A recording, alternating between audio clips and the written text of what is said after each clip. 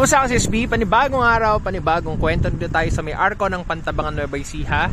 At kapag nahinto ka rito, makita mo yung arko na yan, and then sa gilid ay merong parang slide. So nagtatanong ka bakit merong parang slide dito. Ito ay nagre-represent doon sa may spillway sa may Pantabangan Dam.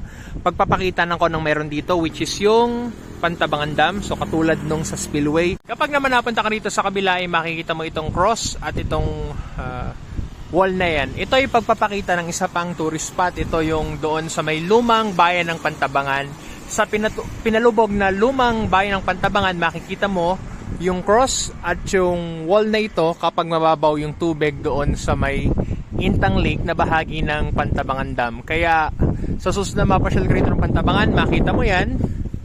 At makita mo itong parang spillway sa kabila. Yan. Ito ay nagpapakita ng turismo ng Pantabangan.